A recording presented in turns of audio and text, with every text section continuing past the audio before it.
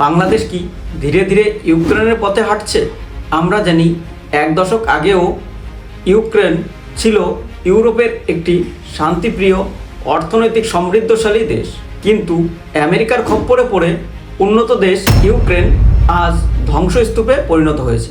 1914 সালে রাশিয়ানপন্থী president petro পরোশেঙ্কো নির্বাচনে জয়লাভ করে এবং পার্শ্ববর্তী দেশ রাশিয়ার সঙ্গে সুসম্পর্ক বজায় রেখে ইউক্রেনকে উন্নতির চরম শিখায় পৌঁছে দেয়।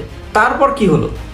আমেরিকা নিজের স্বার্থের জন্য ইউক্রেনের জনগণকে রাশিয়ার বিরুদ্ধে বিভিন্ন ব্যাপারে উস্কে দিয়ে রাশিয়ানপন্থী প্রেসিডেন্ট পেট্রো পরোশেঙ্কোকে নির্বাচনে পরাজিত করে।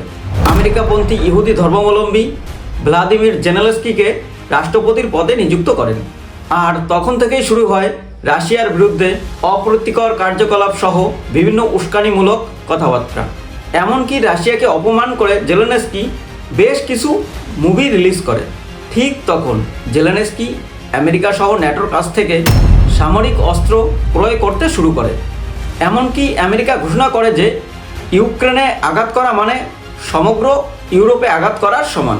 শুধুমাত্র এই একটি ঘোষণার কারণেই রাশিয়া ইউক্রেন যুদ্ধ অনিবার্য হয়ে পড়ে এবং শুরু হয় রাশিয়া ইউক্রেন ওয়ার। সবচেয়ে বড় ব্যাপার হলো আমেরিকা সহ ন্যাটো গোষ্ঠী সামরিক অস্ত্র এবং অর্থের বিনিময়ে ইউক্রেনের রিয়ার আর্থ খনি অঞ্চল দাবি করে। বর্তমানে ইউক্রেন একদিকে যেমন ধ্বংস স্তূপে পরিণত হয়েছে, অপরদিকে বিপুল পরিমাণ ঋণের বোঝা ইউক্রেনবাসীকে অতিষ্ঠ করে তুলেছে। এই ইউক্রেনের প্রতিচ্ছবি কি আমরা বাংলাদেশে দেখতে পাচ্ছি না?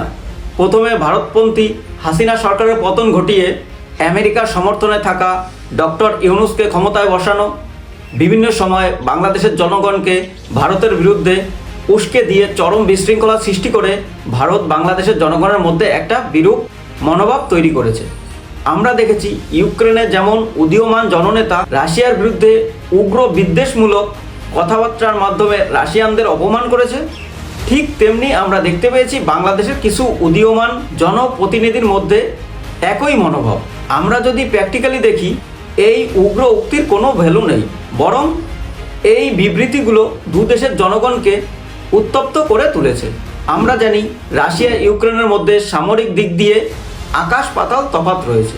এখানেও তেমনি ভারত বাংলাদেশের মধ্যে সামরিক শক্তির দিক দিয়ে ব্যাপক ব্যবধান রয়েছে। এখানে একটা জিনিস ফলো করতে হবে, ইউক্রেনে যেমন আমেরিকা রাশিয়ানপন্থী সরকারের পতন ঘটিয়েছে, ঠিক তেমনি বাংলাদেশেও ভারতপন্থী সরকারের পতন ঘটিয়েছে এই আমেরিকা। আমেরিকার যেমন প্রধান টার্গেট ছিল ইউক্রেনের রিয়ার আর্থের খনির দখলদারিত্ব, তেমনি বাংলাদেশে আমেরিকার প্রধান লক্ষ্য হলো বাংলাদেশের সেন্ট মার্টিন দ্বীপ।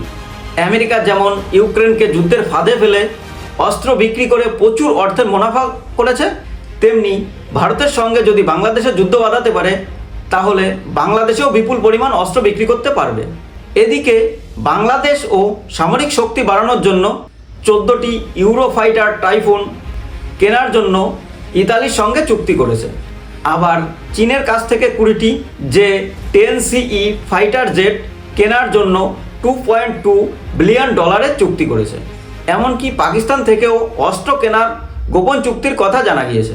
পাশাপাশি নৌশক্তি বৃদ্ধির জন্য চীনের কাছ থেকে সম্প্রতি 2টি Ming class type 03-1B diesel এবং ইলেকট্রিক সাবমেরিন কিনেছে।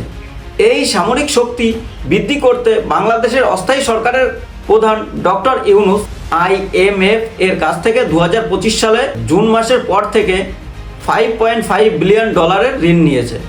এছাড়াও এশিয়ান ডেভেলপমেন্ট ব্যাংকের কাছ থেকে $600 মিলিয়ন ঋণ নিয়েছে।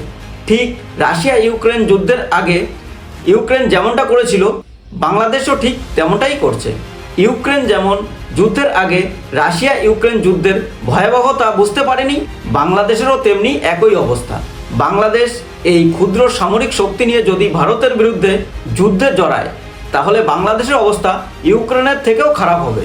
তার কারণ ভৌগোলিক দিক দিয়ে আমরা যদি দেখি তাহলে দেখা যাবে বাংলাদেশকে ভারত চারিদিক দিয়ে ঘিরে রেখেছে এবং বাংলাদেশ সীমান্তে বেশ কিছু উন্নত মানের সেনাঘাঁটি তৈরি করে রেখেছে। ভারত যদি তিস্তা গেট এবং ফরাক্কা গেট বর্ষার সময় খুলে রাখে তাহলে বাংলাদেশের কৃষি খাতের 50%-এর বেশি ক্ষতিগ্রস্ত হবে। তাহলে বাংলাদেশের কৃষিখাত নষ্ট হয়ে যাবে। যেহেতু বাংলাদেশ একটি কৃষিপ্রধান দেশ এবং বাংলাদেশের প্রধান অর্থনৈতিক মেরুদণ্ডই হলো এই কৃষি, আর যদি ভারত এই কৃষিখাতকেই ধ্বংস করে দেয় তাহলে বাংলাদেশের অর্থনৈতিক ব্যবস্থার 50%-এর বেশি ক্ষতিগ্রস্ত হবে। এমনকি বাংলাদেশ ভারতের মাটি ব্যবহার করে নেপাল এবং ভুটানের সঙ্গে বাণিজ্য করে থাকে। ভারত সেক্ষেত্রে যদি স্টেপ নেয় তাহলে বাংলাদেশ ক্ষতির মুখে পড়বে।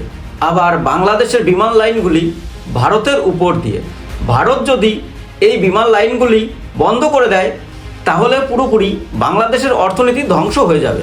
ভারত বিনা যুদ্ধে যদি বাংলাদেশের অর্থনীতি ধ্বংস করতে পারে তাহলে যুদ্ধ বাঁধলে বাংলাদেশের অবস্থা কি হবে তা কল্পনার বাইরে। বাংলাদেশ কিন্তু ইউক্রেনের মতো অর্থনৈতিক সমৃদ্ধশালী দেশ নয়। আবার ন্যাটো চাইলেই স্থলপথে ইউক্রেনে সেনা পাঠাতে পারে, কিন্তু বাংলাদেশের সামরিক সাহায্য পাঠানোর মতো সেরকম কোনো স্থলপথ নেই। এমনকি বাংলাদেশের শরণার্থীও অন্য দেশে আশ্রয় নিতে পারবে না। এই তথ্যগুলো ইউক্রেন রাশিয়া যুদ্ধের উপর ভিত্তি করে তুলে ধরা হয়েছে। কমেন্টে আপনাদের ব্যক্তিগত মতামত আমাদের জানাতে পারেন।